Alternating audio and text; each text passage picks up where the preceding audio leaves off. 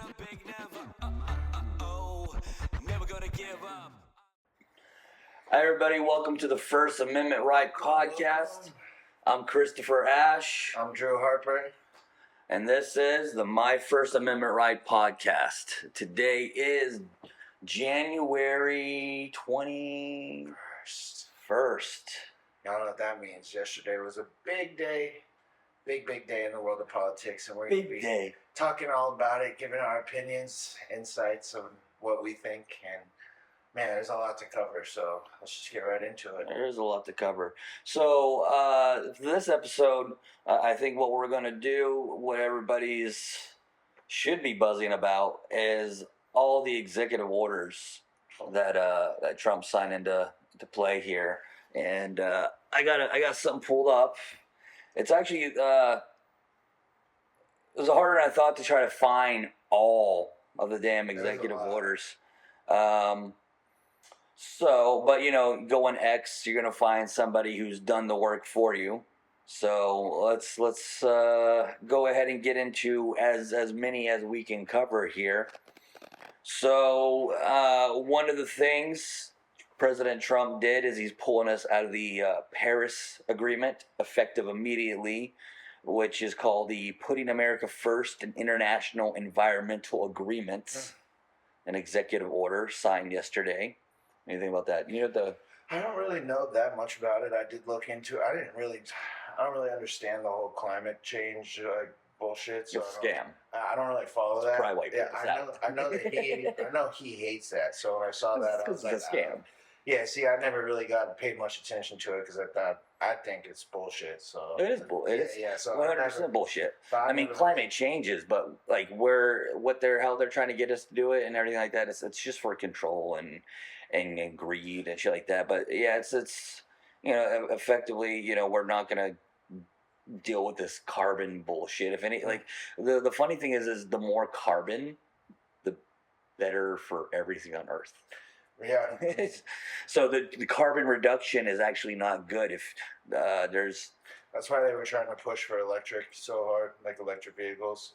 Because he posted something. That was another one that he did. I'm pretty sure it was. And Bill Gates wants to burn down the rainforest. Jesus. I don't know your argument for that and your rationale behind that, but that's crazy. Yeah, that sounds pretty fucking evil to me. Yeah, displaced millions of animals. Yeah. Oh, not only that, the fucking trees are what produced clean oxygen, and you can't. If he says we're trying to battle and clean the air, then removing the trees does the opposite. Right. So the next one here we have, it's called Presidential Action, Delivering Emergency Price Relief for American Families and Defeating the Cost of Living Crisis. Hell yeah. So that's probably one of my favorite ones. I mean, something Biden would never have done. Yeah, dude. I mean, we are in a state of emergency. I mean, he had 4 years. He could have done something. I mean, yeah, dude. I think when he went into office, I was still paying like $1.99 for eggs, the 12 cart, and now they're $7. So I can't. Here, let me see if ChatGPT can answer this for me. The Inflation Reduction Act that Biden did sign into law, from my understanding, had nothing to do with reducing inflation.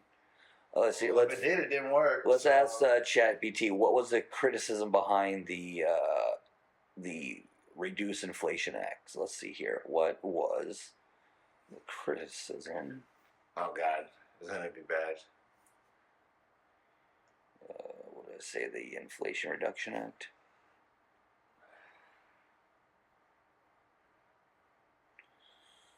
Let's see here. I mean, when you looked at have you seen just like the charts before and after presidents? The Biden's was crazy.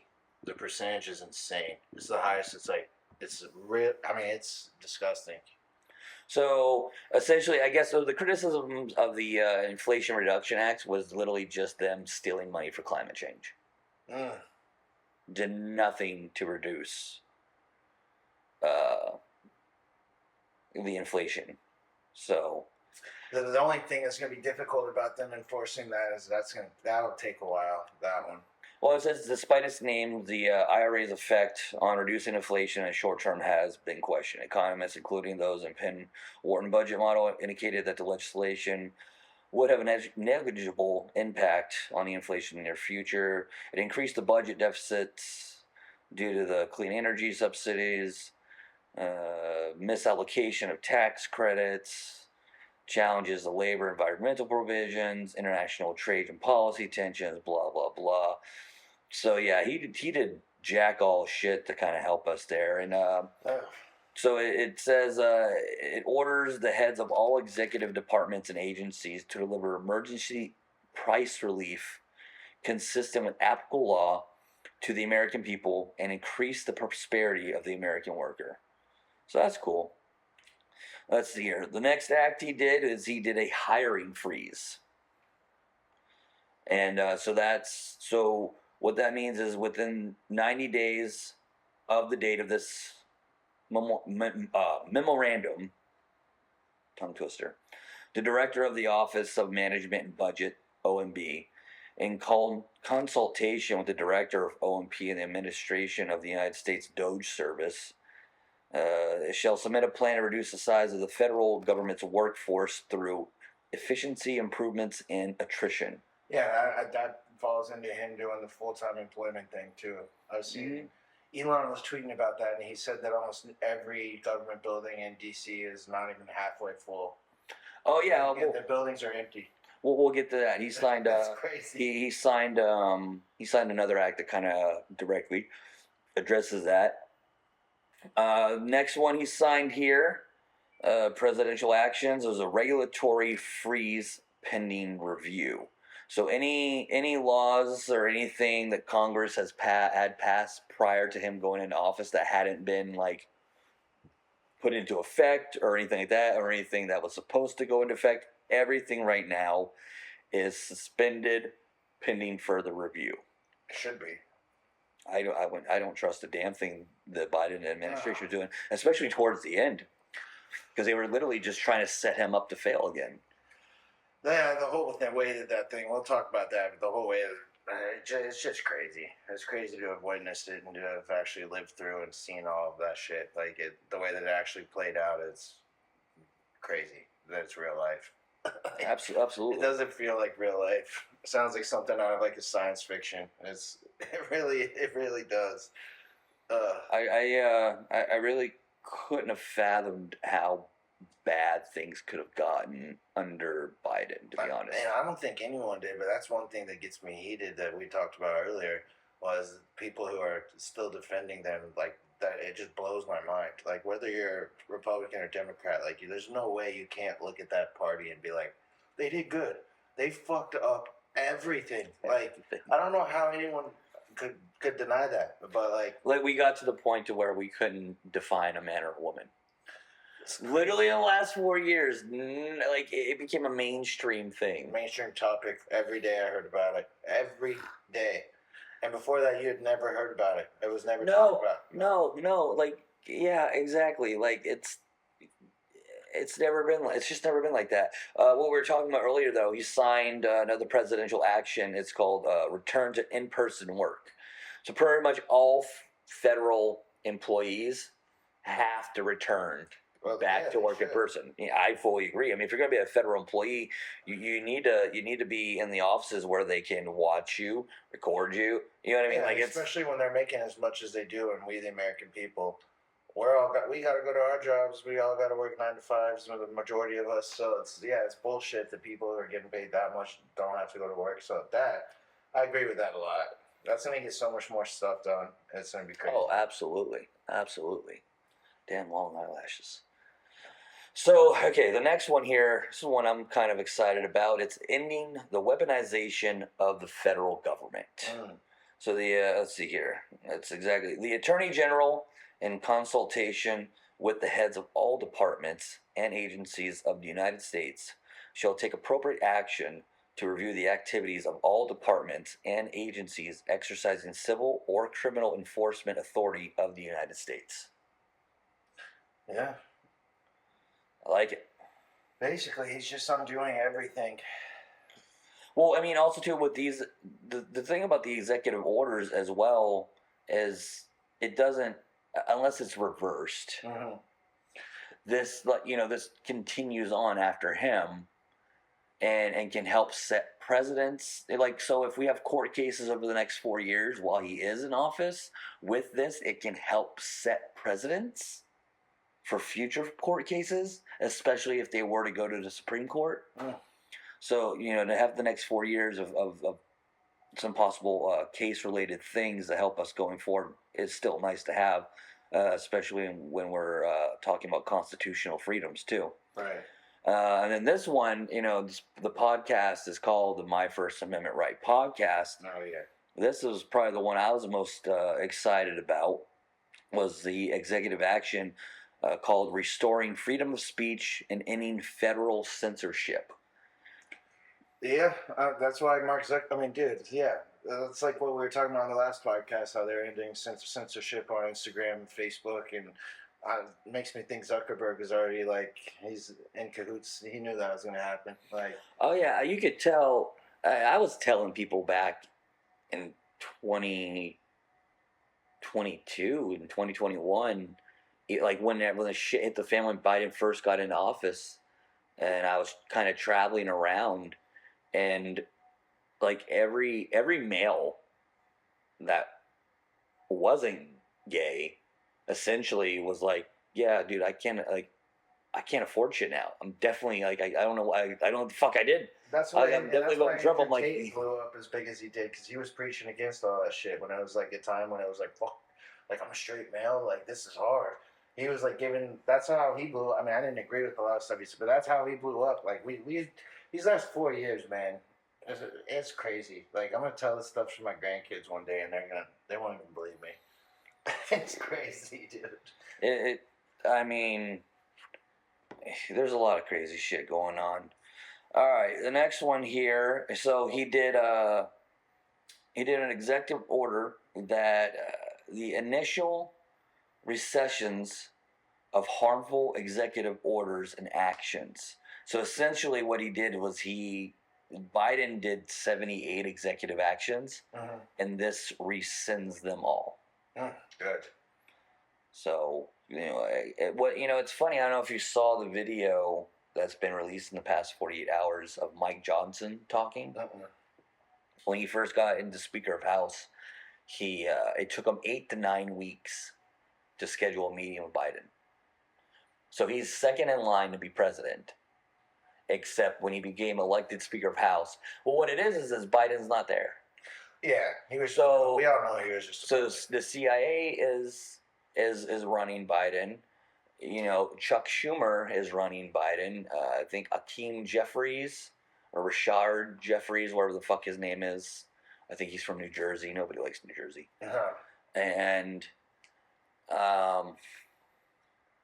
took them 8 to 9 weeks. They finally got it scheduled because Mike Johnson essentially went to higher ups and like was sounding an alarm, like there's something weird going on here.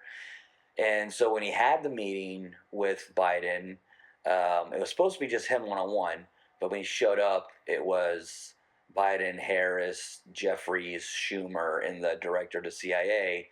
And like halfway through, Biden asked everybody to leave, and he had alone time with Mike Johnson. And Mike Johnson started talking to him about why he made an executive action that shut down the pipeline and stopped us from exporting natural gas. And he asked him why he did that. And Biden's reply was, "I didn't." He's like, "I didn't do that." He's like, "What are you talking?" I said, "What are you talking?" He's like, "What are you talking about?" And he's like, "If you want, I can have your secretary pull it up and then like show you." He's like, "Oh, you're naturally." So Biden literally thought he signed an order to conduct a study on the possible side effects of natural gas. And then he actually reversed it back. Biden, after he had that conversation with Johnson and realized what had happened, Biden reversed it back and let the exports go back out, I believe. But it took more than 2 months. And then... Well, that just goes to show the dude wasn't even knowing what he was signing. He was just people were just putting papers in his face and be like, here, when you draw it. Yeah, well, because he's so old, he doesn't have the capacity to sit there and read everything anymore. Right. Those papers are huge. So them in cahoots with his wife were telling him, yeah, this is what it is, just sign it, and then we'll get to all that later. and then he probably went to bed early. 6:30. Yeah. So this is one that we've been waiting for a long time, and I think everybody knew that it was more likely going to happen when Trump got back in. Is executive action of granting pardons. Yeah. That was a crazy one. Go ahead. So that's not Biden. I'm not talking about Biden. I'm talking about Trump. So Trump signed one. He's granted pardons and communications of sentences for certain offenses relating to the events at or near the United States Capitol on January 6, 2021. And that one online that's one of the ones that I've been seeing the most debate and like clash about. What do you think? Like they released, that was immediate. They released two people last night, two brothers actually from a DC jail almost hours after that was signed. So I thought they weren't. So which one do you like? Okay, so yeah. So do you think that was a lot of people are like, how could you do that? They committed federal crimes, and you're just gonna let them walk? Others were like, I don't know. It's a crazy debate online right now. What's your take on it? So when it first happened, you have to understand, I didn't become a Trump supporter until November of 2023, and when it first happened, because the only real footage you were getting it from was from like the mainstream media that like had it being reported on, and the way they were making it look at first, you might have thought, okay, maybe they kind of went too far. Like it looked like American terrorism. To me, it didn't look like an insurrection. Yeah. It looked like a riot. Yeah, because like you nobody's taking over the United States government unarmed. No. Like it's just, we could implode upon ourselves with inflation and other crises, right. But like no group, nobody is you can't have an armless insurrection. So you think that? So what are you saying? So when I first saw it happening, I didn't know what to think when I first saw it. I was like, well, I mean, because I had been protest. I had done the protest the previous summer leading up to that January, and I was in DC and everything. And I'm a constitutionalist, and I believe what it says in there, and I believe it's the Constitution doesn't protect our government. The Constitution protects us from the government. Right. And if the government's not upholding its end of the deal, we are supposed to be protected, so we can go about fixing it, even if we have to do it physically. Mm. You know what I mean? That's true. So when I first saw it happen, I was like, I don't know. I was kind of like, I was just in the middle. I didn't really care too much. Me too. When on January 6th, after January 6th, and people started getting arrested, I was like, okay, you rioted, you broke into the state building, you caused some damage. You might get arrested. Now the difference was, you didn't know that they were going to be charging them. Actually, no. Technically, I don't think one person was charged with insurrection. Mm. They were all charged with something else. But it was all bull. So no, there was okay. This is Jack Smith or who the fuck it was, and this is what the Supreme Court ruled a few years ago, that they took a statute and bent it to fit what they did, and it was supposed to be something about RICO charges. but they switched it around to be able to give these people maximum sentences or longer sentences or just anything. And then they also used it to arrest anybody that didn't go into the Capitol but was on Capitol grounds. Yeah, that's. And then they also used it to arrest anybody near the area that posted on social media supporting things. You know, and I definitely have to say, oh, don't worry about that. It's still going. I definitely have to say, at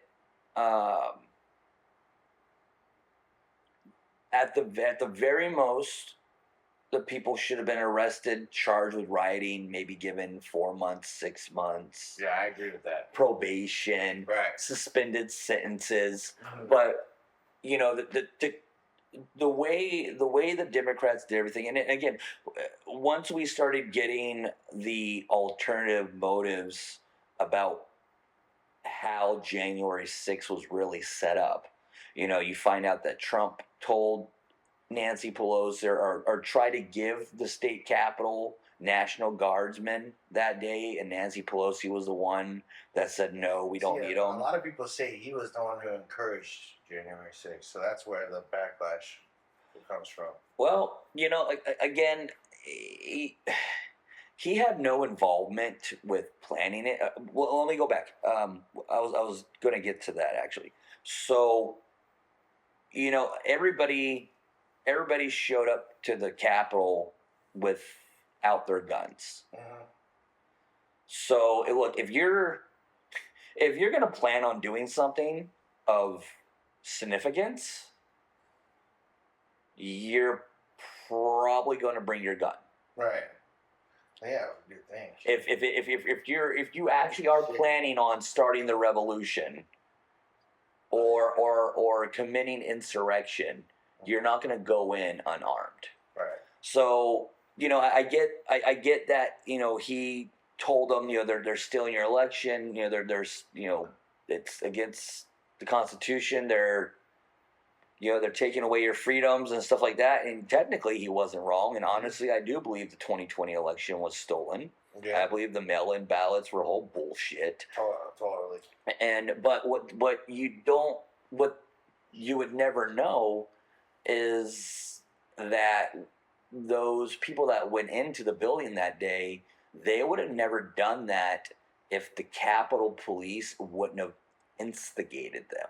Yeah, I mean, there's tons of videos where you can see that, where they unlock the gates and they basically. Well, no, first they started tear gassing them and flashbanging them and shooting them with rubber bullets. That's what agitated the crowd, and then that's when they started charging in. If they would have just kept the barriers up and just let them stand outside chanting and shouting, they would have never attempted to go in. But they started flashbanging them and being aggressive, and you know, we had a whole bunch of American patriots just ready to not deal with it.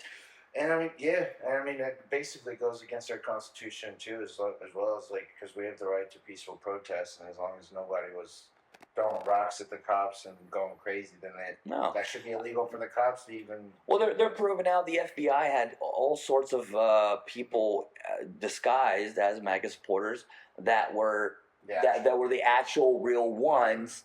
So the normal people that went there, they were just there to protest. But the FBI instigators, you know, these what was that, the Patriot movement or They remember they kept walking through the streets like weirdly all together, and the moment the FBI director stepped down, they said that they were disbanding too.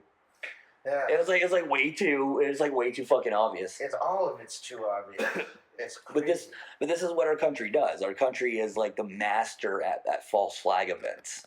That's what we always fucking do. So you had a bunch of FBI people dressed as MAGA supporters, telling the crowd, let's go. And they were attacking the cops themselves, encouraging it, knowing they have full immunity. You know, there's videos of them too, also shaking hands with the cops inside, showing their badge and stuff like that. So essentially, these people were entrapped. Yeah, they were moles. Which is illegal. Yeah. Entrapment is illegal. Well, we know why they did it. When it was all just around the election. So well, Trump would. They wanted January 6th to happen. So because here's the thing. This is what they did to Bernie Sanders. Bernie Sanders, they cheated Bernie out of the 2016 primaries. And when the 2020 primaries came around, what the Democrats did was they imploded the morality of the movement by just calling it Bernie Bros.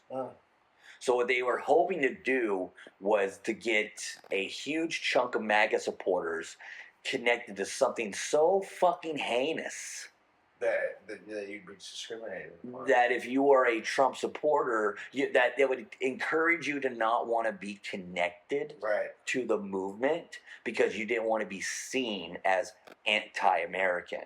And because then that's why Nancy Pelosi didn't want the National Guard there, because she wanted to instigate an event. And it's crazy. I mean, didn't they try to charge Trump for that, like multiple accounts, and he was found not guilty?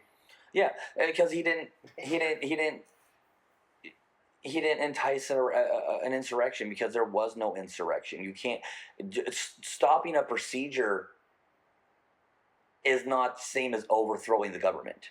Like, let's get that's fact straight. Like people are going to argue, like, did they disrupt the government function?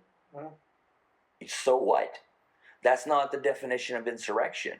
If the United States citizens have the right to not follow unlawful laws, unconstitutional laws, and if we have pretty much proof or reason to believe that the government's about to commit treason against the citizens, we have every right to civilly disobey, interrupt you. It is crazy how they flipped it. Like, they flipped the script on its head like that, how we're trying to disrupt, and then they make it look like, oh, it's because they support Trump that they did it. Not, oh, they just don't want to lose their freedom. They're just trying to.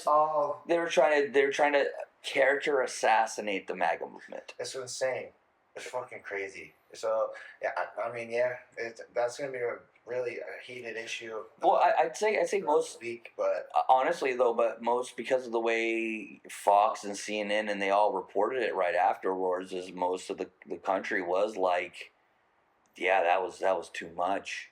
And it wasn't until the reports about the FBI getting involved and Nancy not taking the National Guard and waiting so long and all this like backdoor stuff started coming out. Like, people in MAGA were like, oh, we kind of figured something was going on. We didn't have the proof, but obviously the people that do the digging have dug, and now they're telling us, like, yeah, it was all bullshit. So I think I'm calling them all heroes at this point. I'm in my words, the January 6th hostages are finally being released. Right. I mean, he was in a press conference today, and they asked him about that, and the reporter brought up something about, so you think there was one supporter who was there that actually was on video, he tased a police officer and like all this, and he's like, you think a person who does something like that should have the freedom to be able to walk away? And basically, he broke it down, and he was like, the crimes are being, it's kind of what you said, he's like, they're being overcharged, it was overplayed. He's like, you have murders in Philadelphia, countless murders in LA that happen all the time without charges being put out, and he's like, these people have already served their time, it's over, they deserve to be free. So, and once he said that, I was like, damn. I mean, I was like, yeah, he's right. And that was the thing, it's 4 years later, and most of these people did stuff that... And they're just average Americans. Yeah, they're not... Their lives are ruined.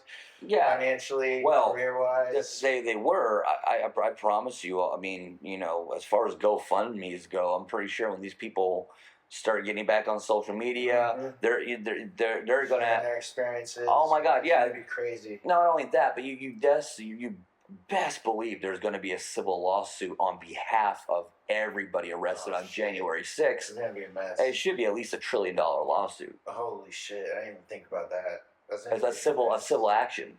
Yeah. Class action lawsuit. Oh crap! You know what I mean? Wild. They deserve it. They deserve every penny. All of them. And if their jobs don't hire them back, we should be boycotting whatever jobs those are. But yeah, this whole thing is definitely. He's saying he was going to do that for a long time. I mean, fuck. That people were saying, like, oh, if he does it, it's bad. But honestly, like, what I will say is, when it comes to the Constitution, just because we have our rights doesn't mean we exercise our rights. Right. And to me, what the people at January 6th represented was that small portion of our population that is willing Just stand up to stand up. and fight back. And another reason why the Democrats wanted to crack down so hard on them is to show people that even thinking about standing up to this government in a constitutional way, like we will bring, Not like tolerate it. we will not tolerate it, you know.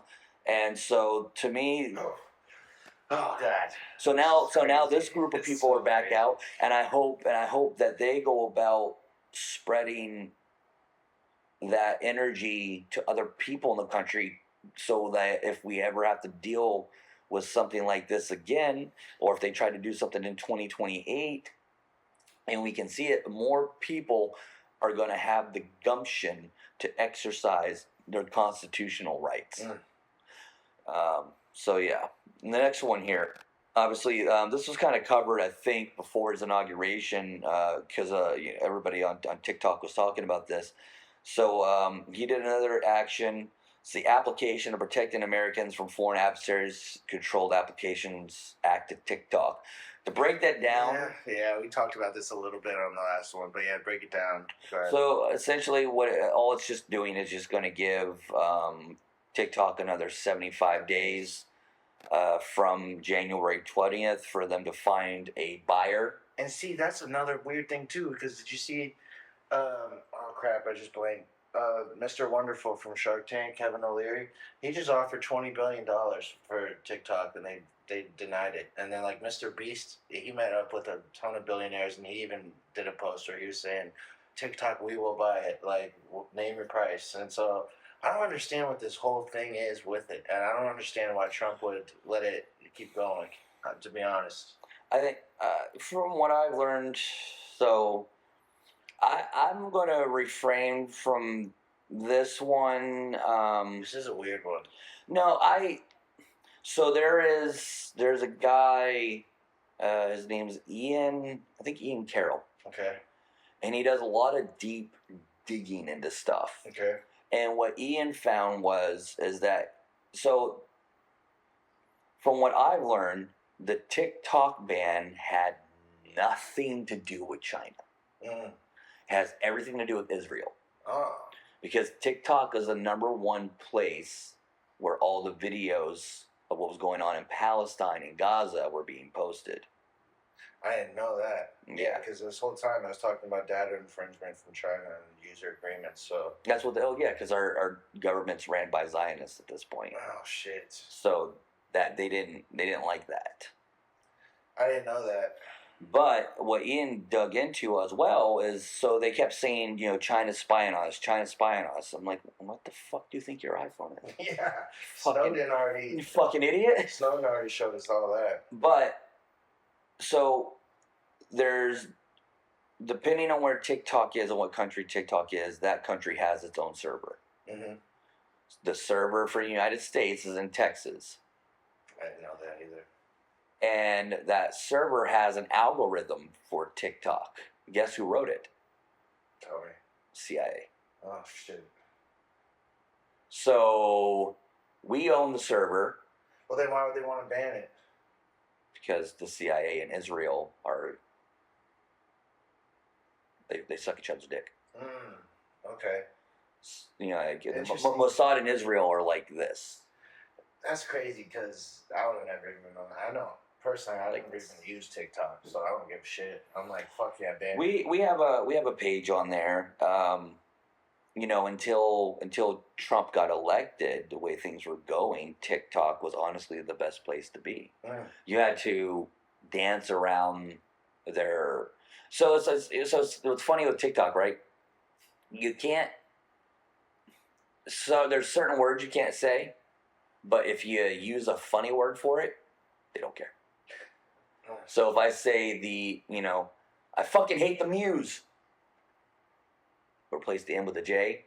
So if I said the actual J word, Yeah. they would call that hate speech. But if I say I fucking hate the Muse and fucking Schmeely over there, did you take the to the Rivid shot? Mm. You got to change the words of the So basically, band words they use. Fucked if Elon didn't Take over X. Yeah. Well, I was all for it because I had been kicked off Twitter in 2017. Let me guess, what, bullying? No, For what? hate speech. Oh, hate speech. Called Kylie Jenner a cunt. Oh, that's hate speech. That's crazy though. But that goes against everything that it makes no sense. Yeah. I mean, what? So does the Constitution not apply to the internet? Like, So I've watched a video on this about somebody who explained how the government. So what our government, what's funny is our government. You have to understand the thing about our government. It's not what we think in some ways. So there's always been a part of our government that has been trying to get around the First Amendment. And what they do is they'll contract third parties. And the third parties are not upholding to the Constitution and the First Amendment of free speech like the government is. Interesting. So they will, they have a whole bunch of dark money and stuff that they use. They'll create all these organizations with just one goal in mind, and that's just censorship. They want to control the narrative. They've lost control of the narrative. Now they have. When everybody went away from mainstream media and started listening to podcasters and everybody, independent journalists. Yeah, I mean, dude, that's what changed my life. Honestly, that's where I go. I don't ever watch the news now. I get all my information from podcasters and shit. It changed my whole outlook on life. So there. A lot of people that do know this still will watch the news sometimes because yeah, of course. You want to see the bullshit they're feeding us. Well, yeah, that's the thing because you'll know like whatever they're showing you, the opposite is true. That's scary as hell. Too. So like you'll watch it to know what not to do, what not to be looking for. So if they're saying do this, you're like don't do that. As long as I'm not doing what they're saying to do. Crazy. It took Trump like seeing his first presidential campaign, how they just fucking ostracized him so much. It got to the point where it was like channel. And it was, Trump said this, and it got to the point where I was like, okay, this is getting out, like this is crazy. Biden, they like the only times they talked about him is if he fell down the stairs or fucked up while he was talking. Like, and the mainstream media still wouldn't even really like want to cover it. They would just. Yeah. Anytime Biden did something bad, they try to create something new against Trump. They're like, oh, he's so good, but now Trump says it's just. But before Trump, I think a lot of people weren't awoken to the idea that the mainstream media is actually just brainwashing. I mean, it's called television program for a reason. Yeah, it's programming. Programming you. Mm-hmm. So that's why it's called television program. But a lot of your average person who works around 5, has kids. Goes to the gym, does whatever. They don't have the time, for the most part, to be able to look into it. So if you don't have that, which me and you are blessed with that ability that we actually have like time to where we can look into these matters, then it's like, of course they're gonna believe that because it's boom. I turn it on and that's what's in front of me. That's what I go to bed thinking. So of course, fear mongering. This stuff is like the stuff that and the stuff that I'm learning is like you gotta freaking look for it. Like they try to hide it. So it's like I don't know. I think it's gonna change a lot. It's like Elon was touching on that the other day where he was like he's like X is the best platform for the truest information. He's like Google. He was just like Google something that's going on. Good luck finding it. And it's like maybe you'll find it buried on page 6, but it's not going to be on the front things that pop up because that's all under control by the government. So it's. I'd say it's going to change a lot. X has definitely improved under Elon. They're still trying to figure out what's going on with Elon. Yeah, I mean, it's not. It's wild, dude. To me, it's just amazing. That he has all these projects he wants to do, so he has to cater to these like governments around the world to get all this funding to do all these projects like Neuralink and SpaceX. Mars and, Tesla. All this, and he has other shit too, and that he hasn't even announced to us yet that he's got in the works and stuff. So with X, again, obviously I'm anti-Israel, and I see fingerprints of Israel's got their hands all over X. Because I noticed like when I first created my account after he bought it. It wasn't a podcast account. It was doing. I got up a couple thousand followers like nothing.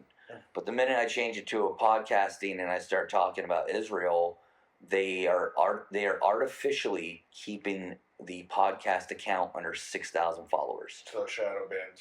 Yeah, it's beyond shadow banned. They're artificially keeping it under 6,000 followers. That's crazy. They are removing followers. So when I did the first season of this podcast, I interviewed Ian Smith. I interviewed Zeke Arkham. I interviewed someone from the RNC from Wisconsin, like a head member of it. I interviewed another kid on X that had a big following, and with a couple of them, if you would have saw it, you saw on my feed that I was getting hundreds of followers, and I went from like 5,998, and I get like 200 followers. And then it would show I was at 900. It would show I was at 5,914. What the hell? I don't know, man. And so I got up to 6,500, and now it's trickled back down just under 6,000. Man, the more you know, the scarier life is. It sucks. So again, like I said, whatever they're telling you, the reason is for why they're doing things, unless it came out of Trump's mouth directly, or maybe Elon's mouth directly. If it's been the government, especially this past administration, trying to tell you why they need to do things or why they need to move fast on this or that, but they can't move fast on anything that actually helps us, is just all fucking lies. So they're saying it's China, China, China. It's not China, China, China. It's just the fact that our country is owned by Israel. Israel doesn't like the fact that more and more people are becoming, pro-Palestinians, because we're literally witnessing genocide.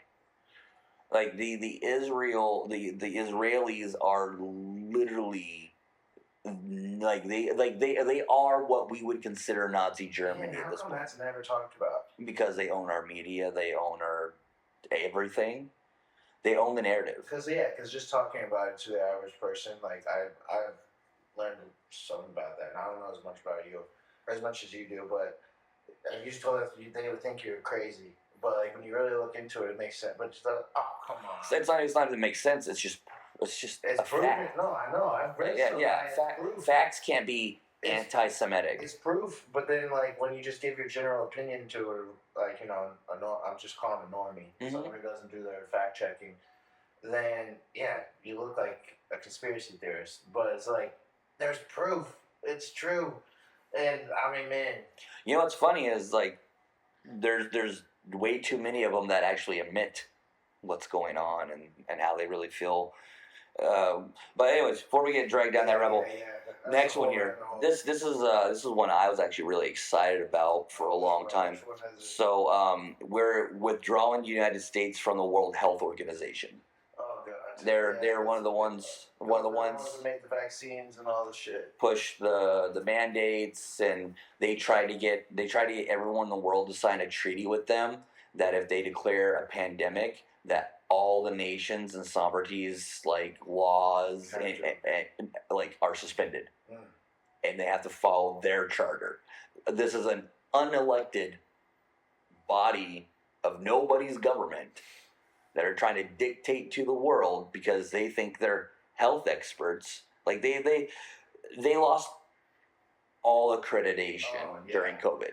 Oh yeah, I mean, fuck. Like if there is going to be a World Health Organization going forward, everybody from the top down should have been fired. Was Fauci in that? I mean, he's probably. I honestly don't know the actual answer to that, but I would imagine he is connected to them in some. He collaborates. So but he's not. But he was our national whatever the fuck he does here. Yeah. But he doesn't work for the Who.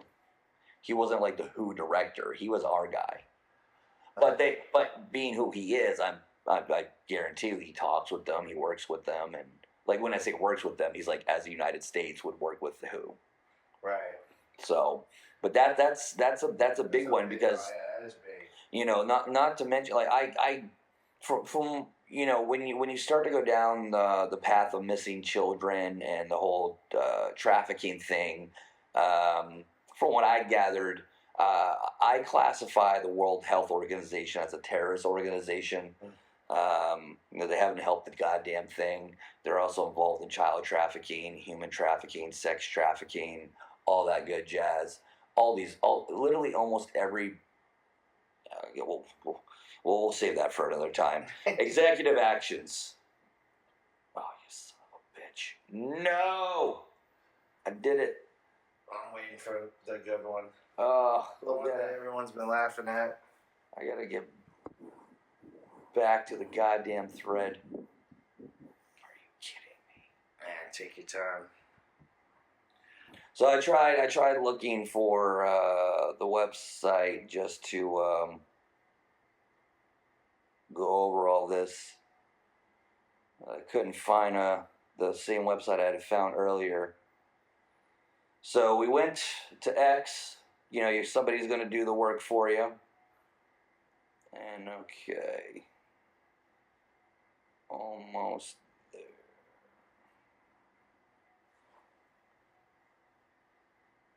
Oh my gosh. Who was Twitter owned by previously? Because they were Jack Dorsey. They were censoring. No, he didn't. Okay, no, Jack Dorsey didn't. I don't know Jack Dorsey on Twitter. I know Jack Dorsey was the ex-CEO. Dude, I'm Elon, bro. I was just looking at Elon's Twitter last night and today just because I was like, okay, I gotta see what this guy, bro. That guy posts some crazy shit. He does. So fun. It's so fun to follow. You know what's funny? I find the funniest thing about him he doesn't give a shit. Is like he claims he's the top like Diablo player in the world. He's obviously not. Diablo. When the fuck does he have time to play Diablo? That's what I'm saying. Yeah, dude. I'm okay with you being a gamer and gaming. He doesn't have time. But he does. He plays. Oh shit. But he's trying to claim like his account is the number one account in the world. Oh, it really is? Yeah, I'm like, dude, you don't have the time. Yeah. And like, it's obviously you bought your account or you cheated or you have a deal with Activision or whatever. Yeah. But there's no way you're the number one fucking player in the world, bro. I'm like, I'm sorry. You know how good you are. You don't have the hours to put in to get to there. Yeah.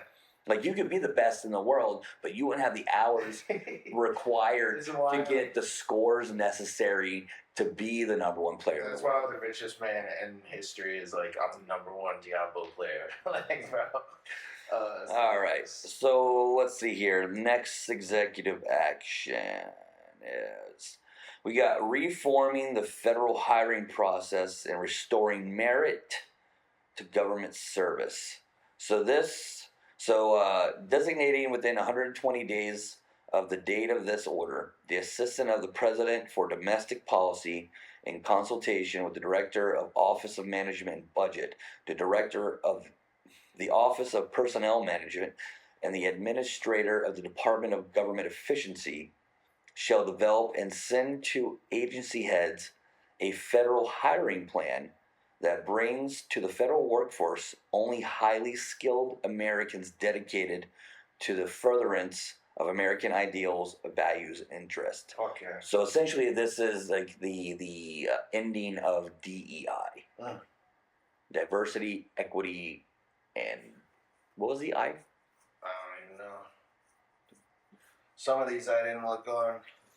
This one I know a little bit about, but not too much.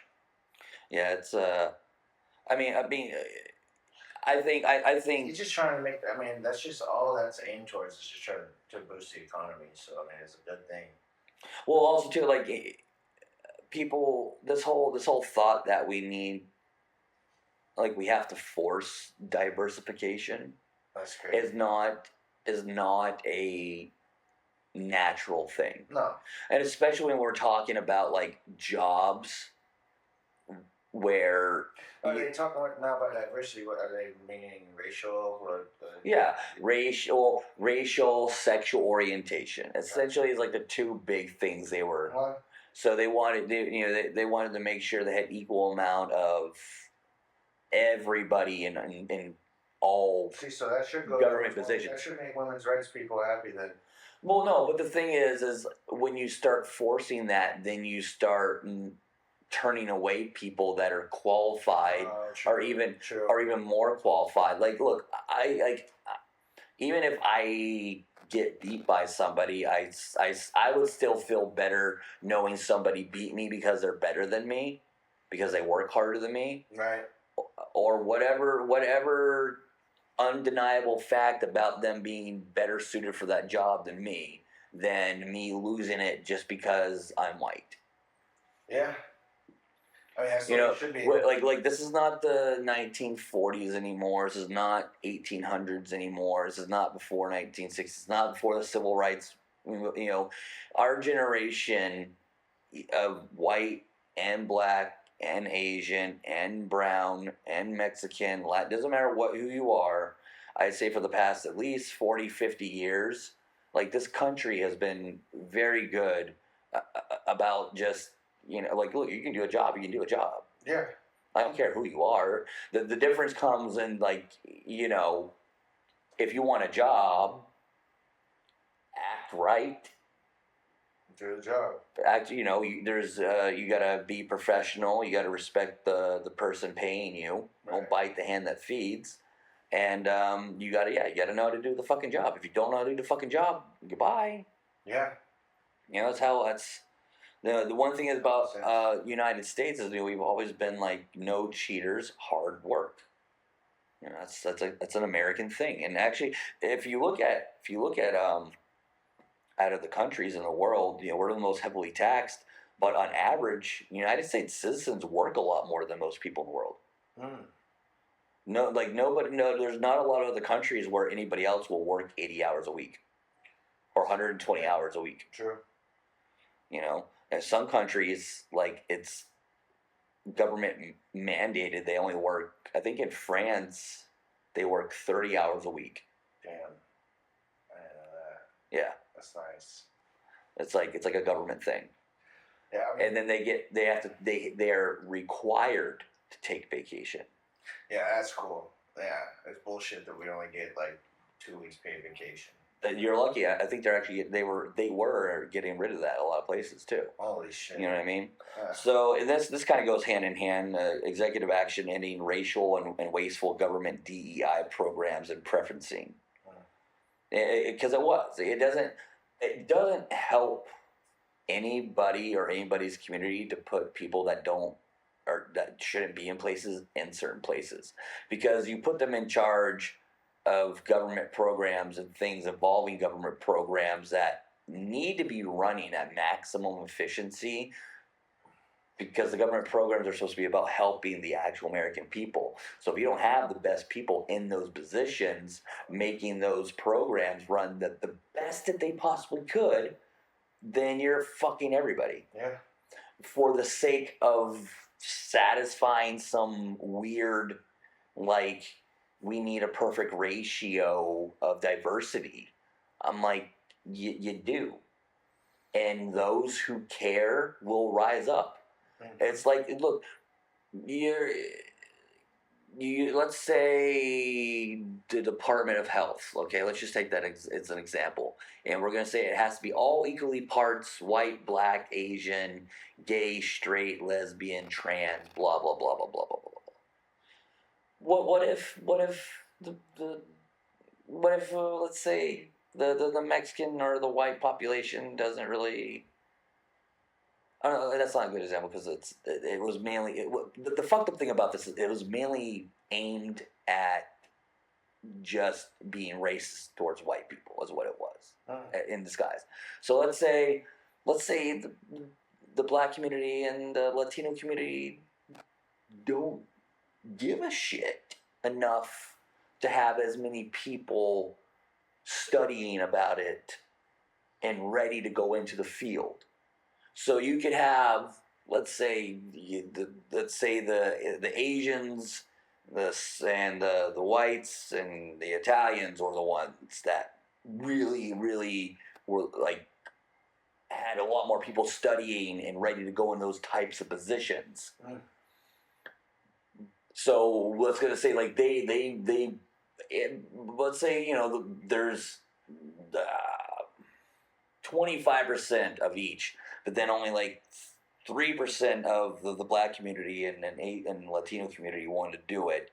So you have out of the top 100 people you can choose, it's going to be mainly filled with the whites, the Asians, the Italians, and it's not to say like the top person couldn't be black and a Latino, but you have. But then when you go from number 1 to number 2, maybe maybe the next black or Latino person, maybe they're number 1, but then the next one, as far as like knowledge goes and readiness, preparedness goes, is ranked like at 89. And we're trying to fill this whole fucking thing. So we're gonna say, well, we're gonna take obviously the number 1 guy. We can only take a limited amount of you other. Let's say the whites and Asians make up from 1 to 89. We can only take, and they're going to say, we can only take 3 of you whites, 3 of you Asians. Now we got to go to the blacks and then the other ones that go from 89 and below. So we're literally going to throw out 90% of the top 100 just so we can make sure we're diverse. Does that make any sense? That might not be a good thing. Does that actually make any sense though? Because because again, like these positions are important. Yeah, it's like. It should be like sports, man. The better team wins. Like, the better man should get the job. It doesn't. Yeah. Man, that's a good point. Because that's the whole thing about the United States and America is you are supposed to be rewarded for your hard work. Right. Yeah, and you should be. So and then that when you start rewarding, when you start creating, systems almost. Well, mediocrity, a system of mediocrity, like doesn't matter what you know, it matters what you are. Mm-hmm. And this whole attitude started when we were kids. The whole participation trophy bullshit. Oh, yeah.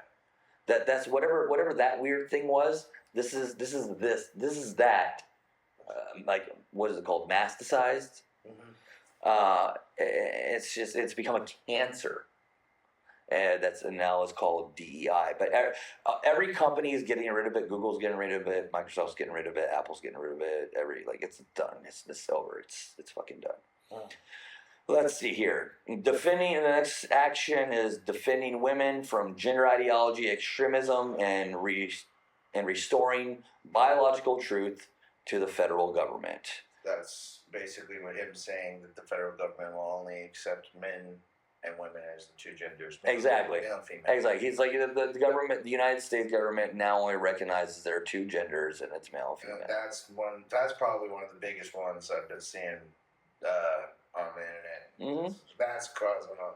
But I mean, and also it's because the last party pushed the complete opposite for so long that now it didn't make any fucking sense. Yeah, and now that whole community feels ostracized and feel like they're being left out, or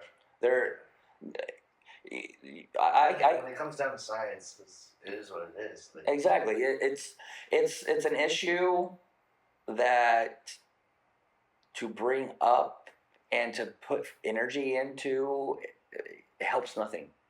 Yeah, it just causes the division. It hurts people because it's a lie. It's a waste of time. It's a waste of energy. It gets you thinking in such an irrational way. Look, I have trans friends, and like the ones that have their heads on their shoulders, and the ones that are very, very successful, they'll tell me I'm not a woman. I'm a trans woman. Mm-hmm. It's not the same thing. No, yeah, of course. But the whole movement is saying trans women are women, and and look, and it's not like I want to say no, you're not a woman because I want to hurt your feelings, right? Science. It's like, look, if we're having a chill, casual conversation, and you're a trans woman, I'll call you by your name. I'll even call you she, right? But time and place for everything, and Yeah, basically what you're saying is it's the same thing as me. It's like it's your life. If that's what you want to be, that's what you believe. Cool, I'll go along with it. But don't attack me if I think differently, or don't push it on to me if I don't fully agree with what. Like, but just realize, I'm a bad person. Realize in this situation, I didn't have to go along with anything. I don't have to call you a she. Right. I don't have to recognize that a human, that was born with a cock is not still a man, whether you cut it off or not. Right. I mean, your DNA. At the end of the day, You're still never gonna ever be able to give natural birth. Your bone structure, your pelvis would never be able to support it. Oh. Like if you died and somebody found your skeleton, they would say you're male. Yeah. But damn, that's a good point. I've never thought about that. If they found like a decomposed body with no idea, like that's male. Oh shit! Try telling that to a fucking crazy trans person. It's like, so if you put a man on an island with 100 women, he's going to populate the island. Right. Put a man on an island with 100 trans women, everybody's going to die. Shit. And you're going to find the bodies of 101 men. Yeah, that's crazy. That's just how, unless there's anything to indicate otherwise of how those people identify, you're just going to assume they were males. Right. I'm just, it's just... It's a hot topic. It is. It's really not new. It's like we're still back to the DIE and the participation trophy, and like your feelings matter more than facts type. That's like that. And look, I came from like the liberal. I was in the adult industry. I was one of the lead chargers on pushing the non-division of the LGBT side and the straight side, because we all did the same testing. We all it's adult content, and there's always a huge division there. And this is when the trans thing was becoming a hot topic, and I had to go on because being of the bi. I hang out with straight guys, gay guys. It doesn't matter. But when you're hanging out with the straight crowd and instead the LGBT crowd, you hear from their side what their prejudices are and their stereotypes are, and we try to talk to them and say it's like it's not that feelings matter more than facts, but for a moment there, I. At the very, very beginning of this, when and this is right before the more than two genders thing started popping up, when we were starting to talk about like what is sexuality, not what is your sex or what is your gender. This is when like the whole pansexual thing came up, and at one point I called myself pansexual. I was like if pansexual means that you could just be. It doesn't matter, But then you think about it, and this is where I started like coming back to center, because for so long I would say I have a lot of conservative values, but when it comes to social issues, I'm probably pretty liberal about.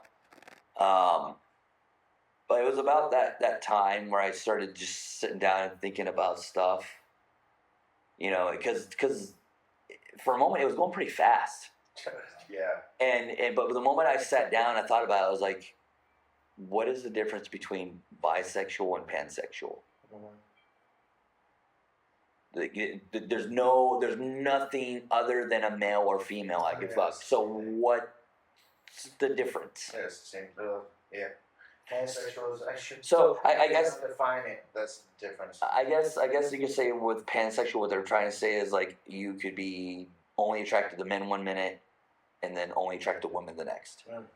So like, but being bisexual though technically means you're both. You are attracted to both. Yeah. You are announcing in this present moment I'm bi, so that means I could be attracted to both. Got you.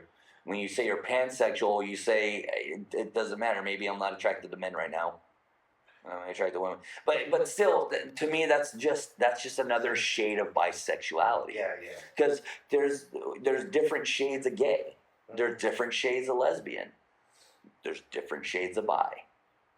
Interesting. It's And, true. and then honestly, back in the day, the movement used to be just LGB.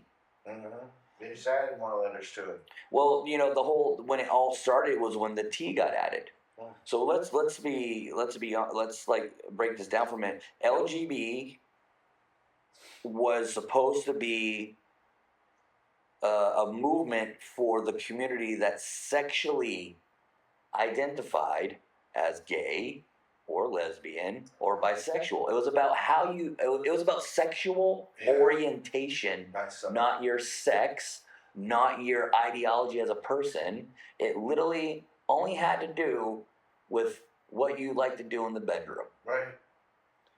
So when you add trans into it, trans is not a sexuality. No, it's an idea. It's an ideology of itself. Yeah, it's a self-identifying, and so there's and ever since then, like not so much the United States, but like the European. Like it's like LGBTAIQ+2. I'm like, all you're trying to do is take this little minority group and do whatever you can to grow it. Right. You're trying to grow a base of like brainwash. I don't even know what it is anymore. And I respect it. I mean, I get it, but I don't even know. Well, a lot of the gay side. What's funny is the bisexuals. It's like we don't exist, but the gays are I would say the gays are the OG of the movement. They're the trans people may think they don't know shit. Gay marriage got passed first. Gay rights got passed first. And, that's crazy. This has all happened in our lives, man. Like shit since high school. At least in this country, this has happened before. When gay marriage became legal, and it was like huge, and I think I was in high school when that happened. Yeah, what's funny is Trump was the first president ever to never be publicly against it.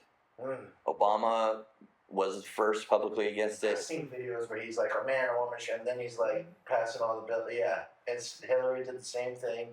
So did freaking what's her face, Kamala. She was like, no, man and what, and they all switched it. Mm-hmm. Trump never been against it. He's like, I have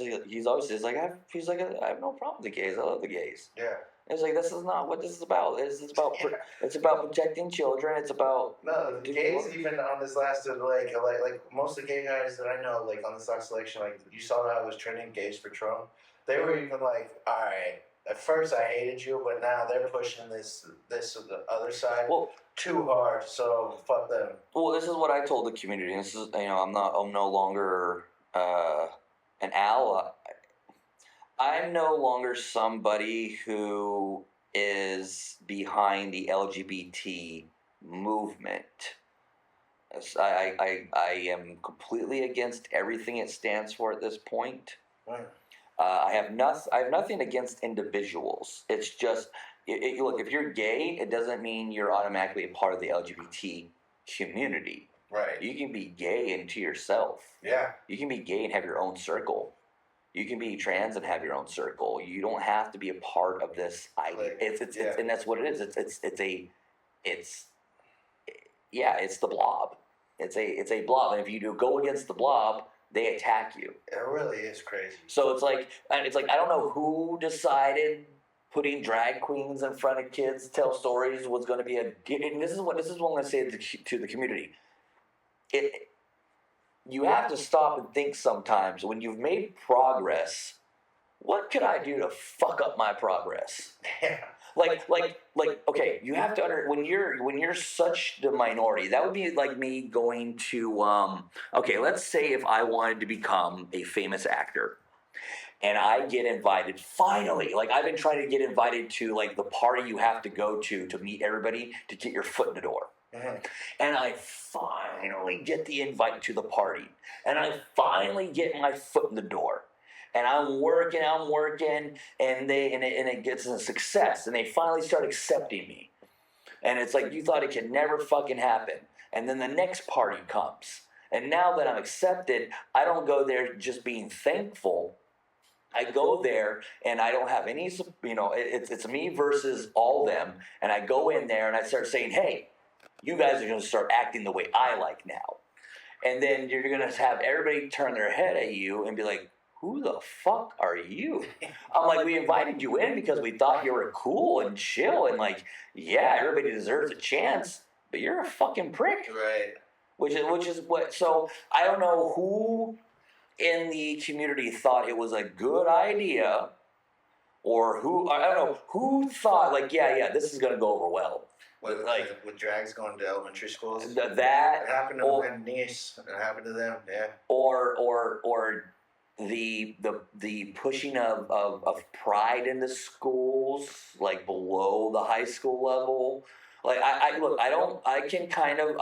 can say that, you know, in high school is an area where you can have, you can't force it, but you can talk about it because kids have hit puberty at that point, right? So it can be talked about the same way that other stuff's talked about, but it should never be focused when it's such a minute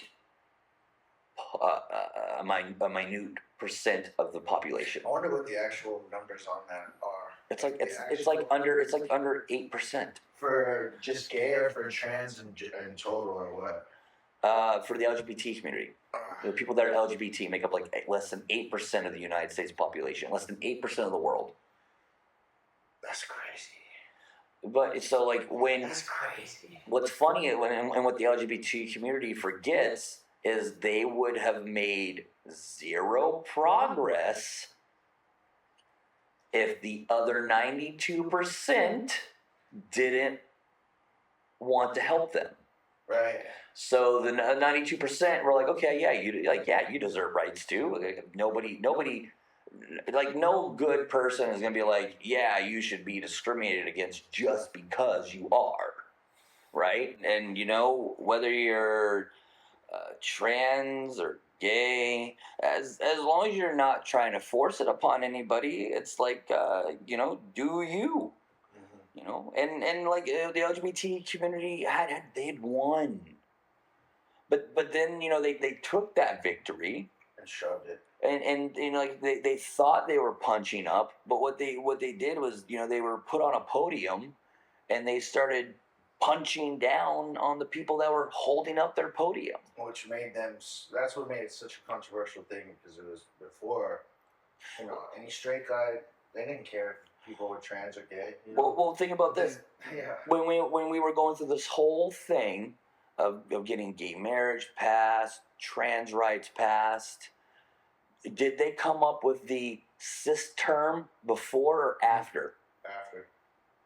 So it took majority support, which is not the LGBT community itself. It took the majority support of the country, which is straight people, to be like, okay, yeah, we want, you know, we agree, you guys shouldn't be getting discriminated against just because of what you do in the bedroom. Yeah. Like, you know, we all have our faults, and that's not a, you know, in the Constitution it says that, you know, there we shouldn't be discriminated upon race, sex, you know, whatever the fuck it is. So why would you be, you know, we can agree. But then, you know, they got the protections, and now they start coming out with this, oh, you're a cis male, you're a cis female, and it's like, again, it's like being really, really fucking stupid. Mm-hmm. And not understanding how outnumbered you are, and understanding that we all come together in this social contract. And if you want, you know, and again, as society functions, we can lose that 8% and still function as a society. Mm-hmm. That 8% couldn't lose 92% of us. No, they'd be fucked. Every job, everything that goes around, like you know. So when you're that small, and the majority, you know, let's say half come and say, okay, we got your back, and it was more than half. It was pretty much all. But then you start saying, well, now that I'm here, I want more. So you don't want. So at that point, you don't really want equality. Yeah. What you want is put on a pedestal. You want a privilege. Yeah. You want something for nothing. Right. Which That's what Joe talks about that all the time. How he's like, how many people you think fake being trans just for like attention or like just so they can be a part of that community, and like that goes along with that. Like it's just well, it's the whole thing of them, like in Europe, expanding upon LGBT and adding the Q plus IA, whatever the fuck it is.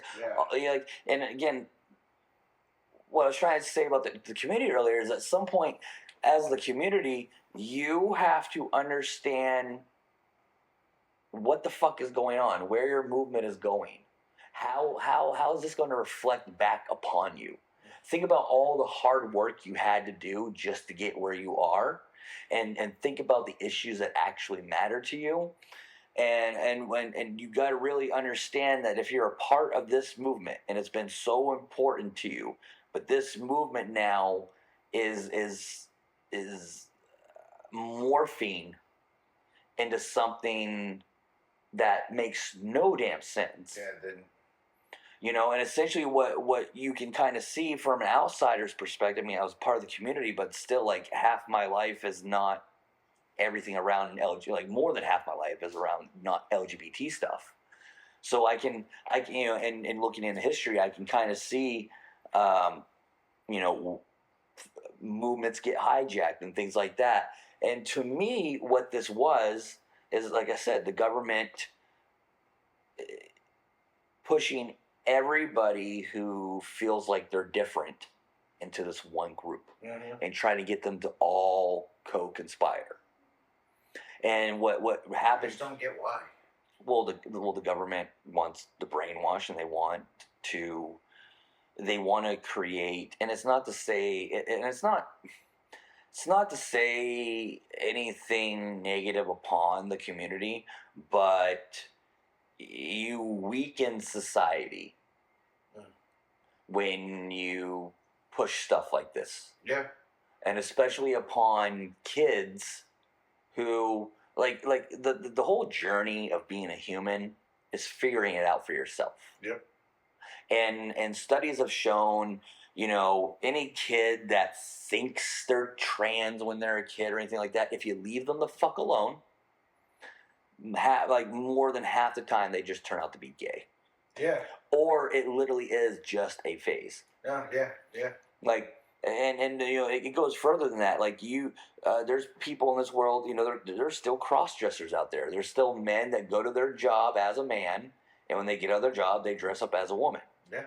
But they call themselves cross-dressers. They don't call themselves trans. Mm-hmm. They're not trying to be a woman. They just like dressing up in women's clothing. Mm-hmm. That's it. It's not a... Cross-dressing is not even a sexuality. It's just something you. It's just. Not yet. I know, right? But yeah, it's that whole thing, and then getting back to where we need to be with shit. It's just. Pull up the next point. I'm gonna grab my vape. All right. So obviously, we've already mentioned the name of this in several executive orders here. The next one is establishing and implementing the President's Department of Government Efficiency, aka Doge. Let's go. I think that one's needed. Like, this is dope that they created their own. Like, this is sick. I mean, this is like. Like, I would invest in Dogecoin right now just because. I mean, yeah. Duh. And, and it's just, I mean, dude, it sounds like a no-brainer. Like, it's something that we needed. The government spending has been out of control for so fucking long. Oh, yeah. It's ridiculous that we haven't had higher regulations and more harsher punishments on those who are spending. Like, okay, where'd this go? Okay, where'd this go? And then, like, the stuff that they spend it on is just fucking stupid half the time. So, like, this...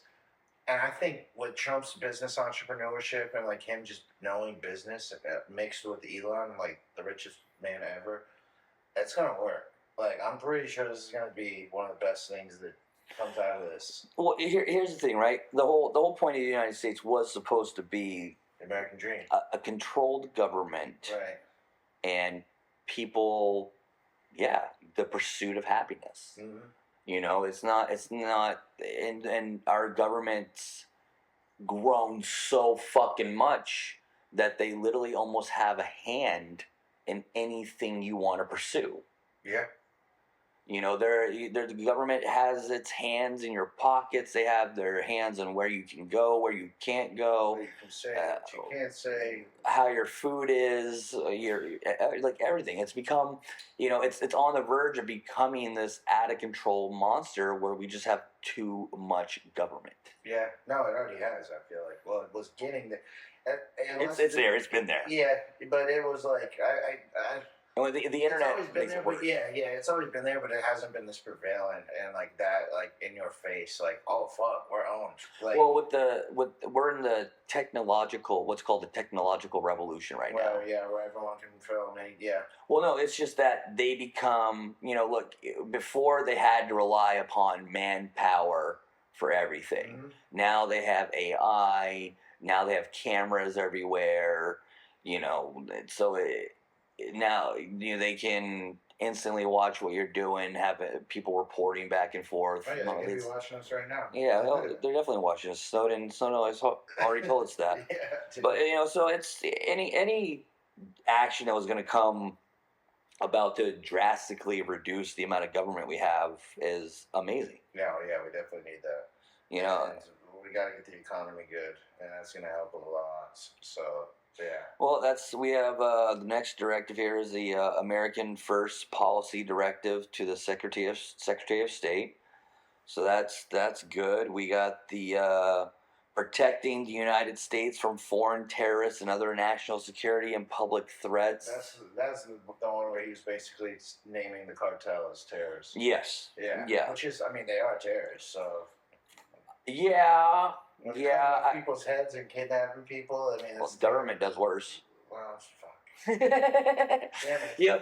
What's funny? Okay, if you go back to 2019, right before the pandemic happened, if you would have been paying attention, you would have found that there were protests all over the world, except the United States and Canada.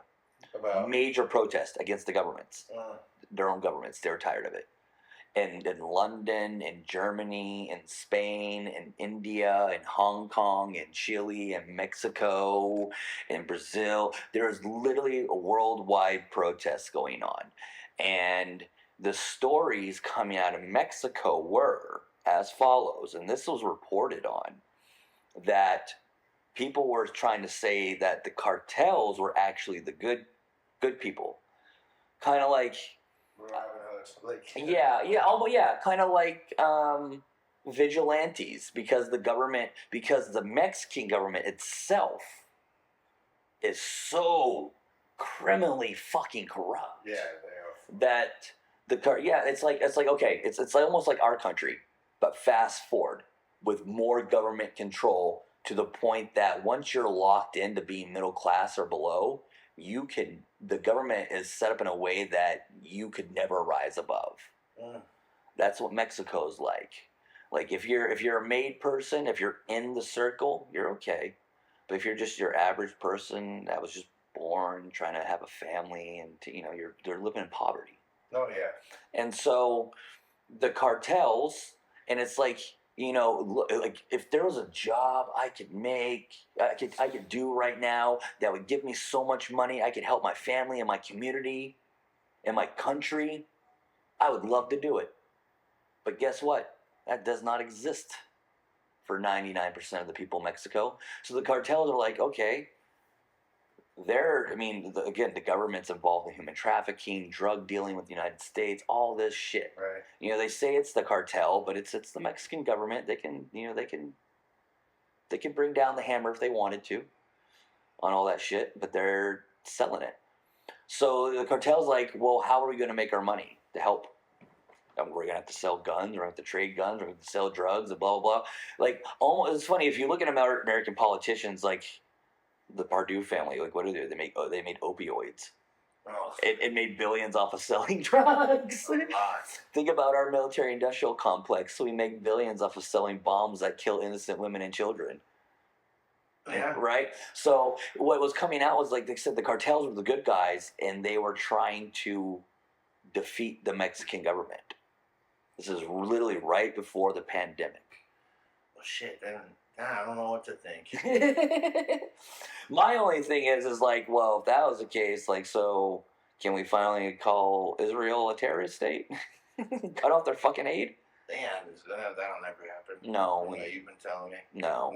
Not anytime soon, at least. But, if the Mexican government has changed, the cartels or whatever it is, but either way, this sounds like a pro-American type policy and things like this. Let's see here. Next act, he's unleashing Alaska's extraordinary resource potential. I guess we got a bunch of oil in Alaska that Biden didn't allow us to drill into when he got in. Executive action didn't allow it to happen. Or no, we were drilling and we had some sort of thing or a contract that needed to be renewed and Biden didn't renew it. That's why our gas prices. One of the many reasons. Skyrocketed. We have the protecting the American people against evasion. So it's pretty much like a strengthening or securing our borders type deal. The walls and, We got the Organization for Economic Cooperation and Development, OECD, global tax deal.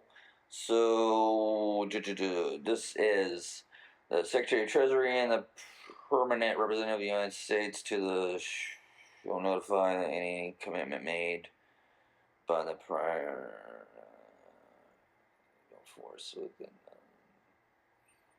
the respective global test.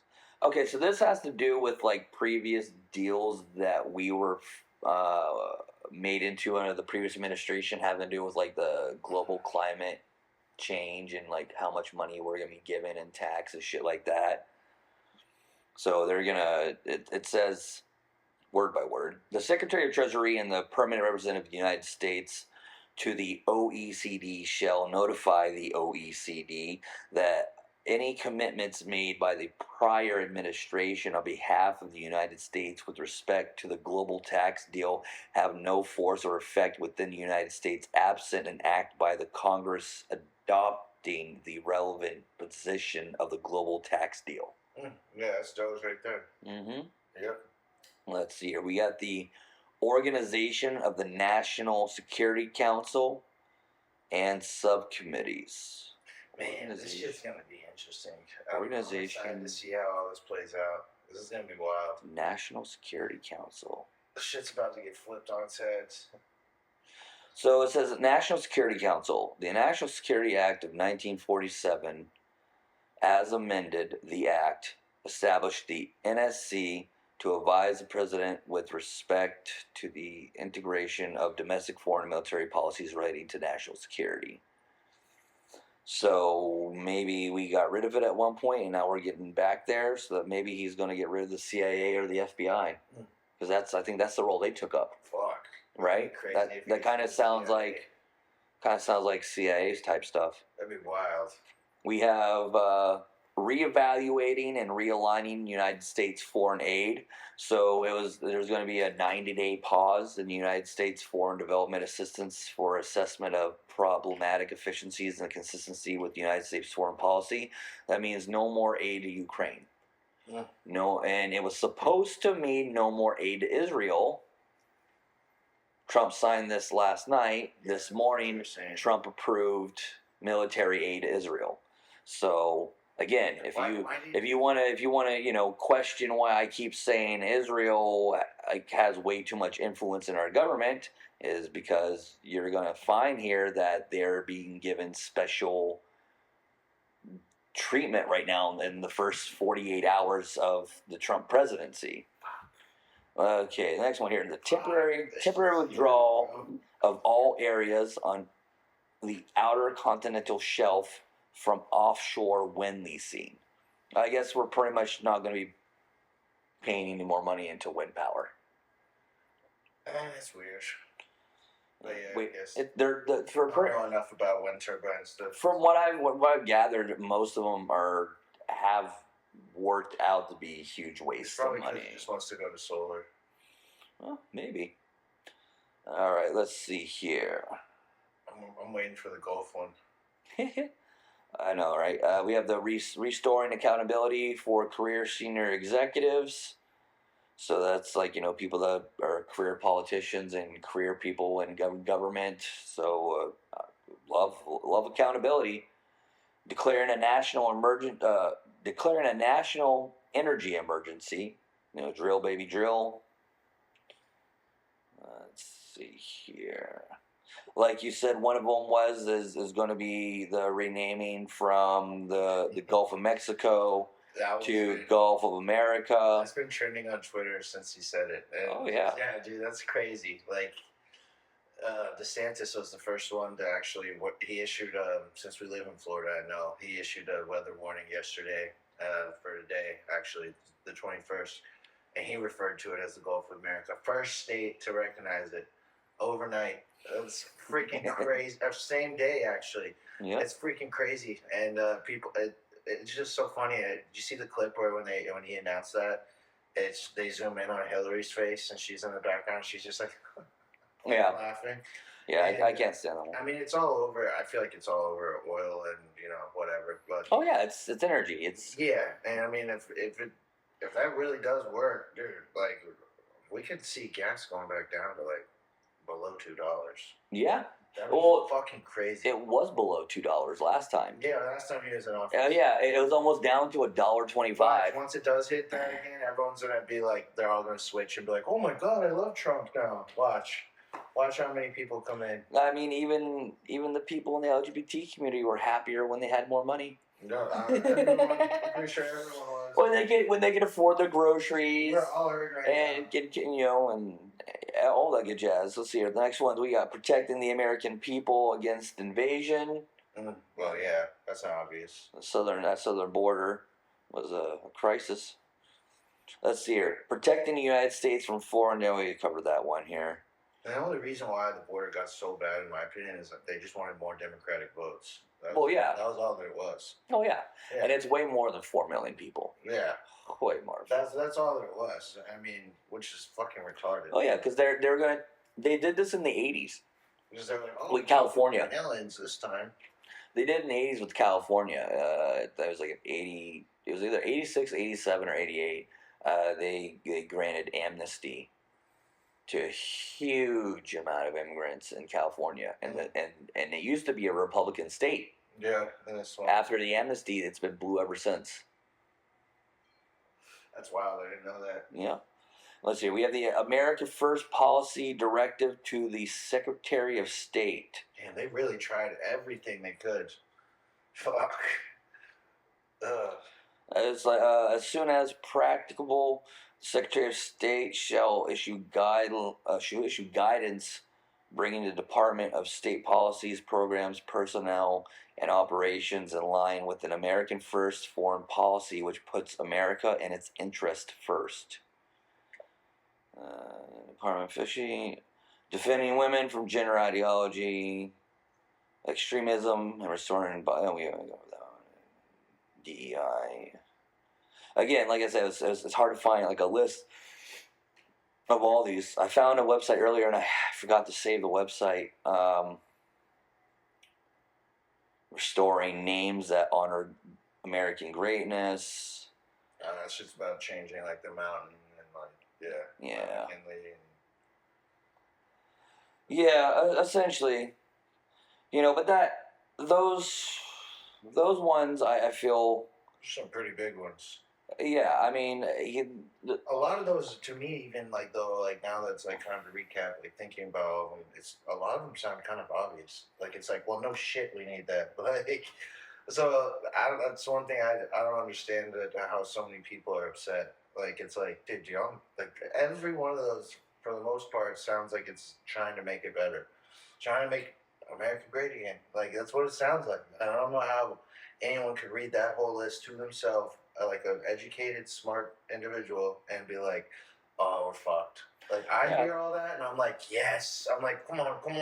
I'm like when he was saying all of his speech, a lot of people didn't like it. I was literally in my bedroom screaming out. I was, USA, you like, bro. I was getting pumped up. I was like, "Fucking thank God!" Like someone's actually gonna make change. Like this really feels like we're headed in a new era, like a new step in the right direction, at least from the direction we were headed. So I'm excited about a lot of those, man. Like if it follows through, a lot of that should make a lot of things better for a lot of people. And I mean, what else more could you ask for?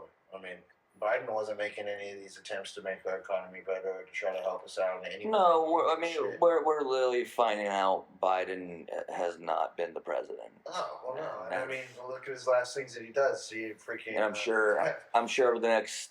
Pardons his whole family, pardons Fauci, which hits home close to you. And it's like, bro, fucking crazy guy. I don't know. Yeah, that's yeah. And I guess he did it like as Trump was swearing in. It was like a rush. Right before. Yeah, I think it was like a rush thing. Yeah, like Trump didn't even know about it. Like while he was getting inaugurated, he didn't even. The news hadn't even really broken yet. I think it had happened like 15 minutes before that. Yeah, and that's what the difference between these pardons is. They are preemptive. Mm. So like normally pardons aren't given to people unless they've been convicted of a crime. Yeah, which makes no sense. So I was like, oh, so it makes no sense. Why are you pardoning your wife and you're like, what? Oh, so we're gonna find out some shit, won't we? Oh, okay. Embezzlement, money laundering. They had to make the whole family safe. They hadn't even been accused of crimes, as far as I know. She hadn't, at least. And it's like, but you gotta. It makes no sense. And if that doesn't show you how fucking corrupt that whole shit, you're crazy. Well, I mean, they're gonna argue that Trump was gonna make some kind of was gonna seek retribution. Yeah, and so, but if that's true, then why didn't Trump pardon his family? Yeah. Because you could tell that when Trump was in office, they were doing everything they could to try to impeach him. Oh yeah, it was ridiculous. They were investigating his they investigated his family top to top to bottom. His son had to go to court. So, yeah, they were in depositions for hours. Yeah, it's crazy. Like 8+ hours a day, and like so. And then once he wasn't president, look at the lawfare. Mm-hmm. So, it's just you're right. It makes no damn sense, and obviously you don't do preemptive pardons unless you have crimes. Yeah, got to be guilty of something that's hidden. I mean, it makes no sense. I hope the thing about Trump, and I think what people, we're all riled up hoping we get some justice here, but what Trump is really good at is turning an enemy into an asset. Not an enemy into a friend, an enemy into an asset. Mm. So he's really good at taking people who don't want to work with them, putting them in a really hard spot to where they're either forced to work with him or they need his forgiveness in order to continue. Yeah. Or else they're done. No, yeah, I mean he did. And instead of him being retribution first, he's like, I got you by the balls now. Yeah, he's like, I'm putting these sanctions, I'm putting these taxes, I'm putting this, or you can work with me and we can. Well, that's what I'm saying. Like people in our own government. Right. The people that crossed him and everything. It's like, I'm here now. Well, yeah, you saw what he did with the whole Hunter Biden thing, right? How he took security clearance from I think it was 51. 51. I thought it was more. I thought it was 51 or 52. Yeah, but freaking took away their security clearance. That's crazy, dude. He's like, no, y'all lied. Like, fuck you. Well, so with the Jan 6ers, he signed that order last night, and there's prisons across the country that are refusing to release them. That's illegal. So today, the U.S. Marshals went into the D.C. prison. I don't know if they went into the other prisons around the country where they're being held. Mm-hmm. So that was what was going on last night, this morning. They were refusing. Elon posted that, and he was like, if you have a family member, relative, or whatever who's wrongly incarcerated at this point, all you need to do is print this out and show it to them. There's like you cannot hold them anymore. So that's gonna be interesting. That's gonna be all over the news. Well, the Democrats are fighting it. The Democrats are paper tigers. With the whole immigration thing and mass deportation thing, you have these senators or governors or mayors or whatever. They're like, I'm going to fight against it. Mm-hmm. I'm like, so you're going to jail? Yeah. I mean, 70, before we got on, I've read articles to there's argument. I mean, I'm going backtracking a little bit, but the 73 Democrats already have filed lawsuits against the male-female gender thing. Against only the Democrats, though. Yeah. 73 of them, and I don't know how it's gonna fly, but we'll see. It's not going to go anywhere. No, it's just stupid. The courts are going to throw it out. Yeah, so I think most of what we went over will go into effect. Like, I don't think. I mean, there'll be maybe a few that are rejected. I thought when I first was thinking about the Gulf of America thing, I was like, okay, all right, cool. But then when I actually was thinking about it and looked into it, I was like, fuck yeah. And Greenland's actually talking with us. I was like, it makes sense. There's going to be Greenland, USA. Wait, really? I mean, they're talking to us. They want to talk to us. Oh shit, that'd be crazy. Greenland. So you wouldn't need your passport to go to Greenland. Damn, that'd be dope. I'd be a citizen of Greenland. I could just move there. You're not a citizen. You're a citizen of the United States. It's just Greenland would become a part of us. Oh, that's sick. Yeah. And if Canada doesn't get rid of Trudeau fast enough, then maybe we'll take Canada too. It's not it's not like Canada could stop us. No, if we decided that we wanted to take Canada, Canada would have to appeal to Russia and make some form of deal with Russia, which Russia would never do. Yeah. Because Russia doesn't care about fucking Canada. No. But that would be their only fucking hope, is if they became allies with Russia. That would start a World War III. But to see Canada try to act tough. Canada.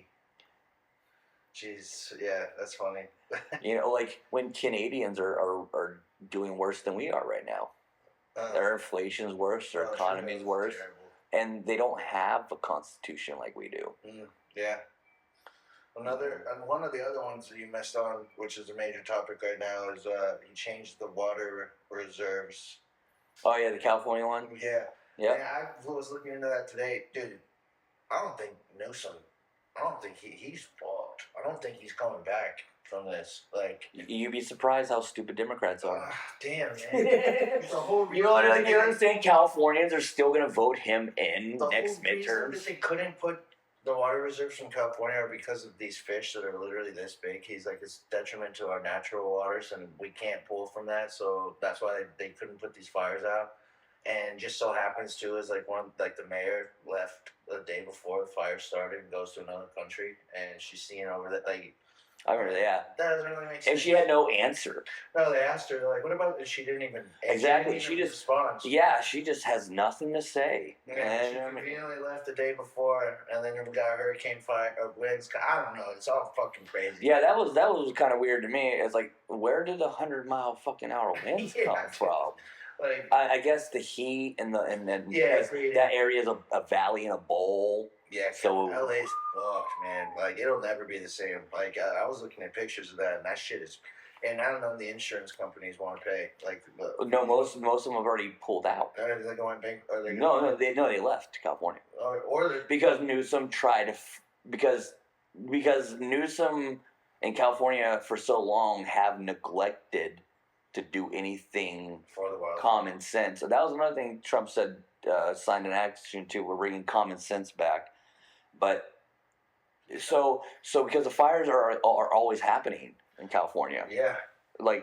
I've never heard a year where California didn't have fires. And they don't have fire protection in their insurance. They're not. So what happens is the insurance companies are like, okay, we got to start charging higher premiums, and then people can't afford them. Yeah. And then what happened is Newsom is putting into law a price control.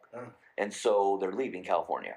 Yeah. And a week before the fires, there was a huge amount that the insurance companies said we're not renewing. No, and another thing that I think's been crazy about all that is that all anyone's been talking about is so-and-so's, this celebrity's house got burnt down. This celebrity's house. Okay, well, what about the people who, like, literally that was everything? They're not celebrities. They're not, what are we doing? Like, they're not getting help. Like, they're fucking homeless. Right. They just lost everything. Like, Yeah. But we're only talking about the freaking celebrities. So it's crazy. I had made a post saying "fuck LA, burn," but like I meant it more like The corrupt. the LA as an entity. Yeah. As a like you did this to yourself. Yeah, I mean, Like the fact that this is so bad, it's not the actual fire. You literally did everything possible to create the conditions for this to happen. It's fucked. It's they're like to be the governor, to be the mayor, to be like they just cut the fire budget this year. Not this year because we're in a new year, but they had cut the fire budget last year. They literally set themselves up to fail. It's crazy. And when I say fuck LA, I am talking to the people in a sense of their leaders. No. Identity politics. It's like if you guys would have taken your heads halfway out of your fucking ass and actually cared about your foundation, you would have quickly realized that the Democrats aren't doing anything to protect your home because those fires are getting worse and worse and worse and worse. Crazy. And you're seeing Gavin Newsom not doing anything to try to protect you in the future doing it. You gave the guy, and again, but they'll still vote for him. I don't know. I don't think that city's ever going to be the same. Like people are, all the people that I don't think they're going to go back. I think the next, if we do it right, I think the next midterm will be the first time in since the 80s that California will go red, because this election they almost did go red. Yeah. It was the closest it's ever been to California being a red state. Almost majority was. I will be after this thing. Oh yeah. Oh yeah. Because now they're fucked. Oh yeah. I don't know how you can rebuild any of that either. Like that's fucked. The conspiracy theories is like this is the start of Agenda 2030, smart cities. Oh fuck! I don't know anything about that. You've heard about the 15-minute smart cities? No. Well, maybe we'll save that for the next. Yeah. Let's do that. Yeah, we'll because that whole bullshit about Project 2025, Trump has nothing to do with. But the real thing, I've been hearing for the past almost 8 years now, is 2030. Shit, 2030. It's okay. the globalist plan, okay. and it's like the World Economic Forum and Davos. Like they've announced this. It's not a conspiracy. It's on their websites. Oh. Smart, like 15 minutes. Well, like I said, we'll get into it. But I think we did good. Yeah, man. Covering dude. some of those executive actions. I think we're excited, and I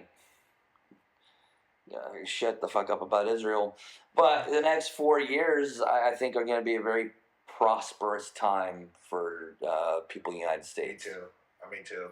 I'm and I hope for the rest of the world as well. And guys, please feel free to share your thoughts in the comment section on any of the topics, your opinions too. But yeah, that's the thing. Our overall, I'm excited for the most is I think we're about to, shit's about to turn around. So a lot of our pockets are gonna get fatter, and not in a greedy way, but not where we're starving. So that's gonna be awesome, and I'm looking forward to seeing what they are able to accomplish. I don't think 4 years is long enough, but we'll see. So yeah, and like you said, Eric said, put your comments down, and we'd also love to hear your questions too. Going into the next podcast, if you have a question for Aaron, if you have a question for me, if you have something you want to address or review, formulate it. Make sure it's articulate, and if you want us to read it or read a review, I wouldn't recommend insulting us in it. Yeah, I'm not trying to make anyone actually, use your head and give us a solid argument and something like that. And maybe we'll cover it in the next one or things like that. And like I said, you know, we live here in the United States, and being America first does not mean that everybody else has to suffer. Just realize that we're reaching a point in the United States to where if we don't start taking care of the United States, there's not going to be a United States. Facts. So Scary, but it's true. all right, guys. Well, I'm Christopher Ash, Yeah, I'm Drew Harper. and this has been the First Amendment Right podcast, and we'll catch you guys next time. See ya. Jump cold, run it back, never gonna get it back. Hurt your feelings, I know. Ain't gonna give it up, never make omelets with your pantyhose. Never gonna run up, never gonna beg, never.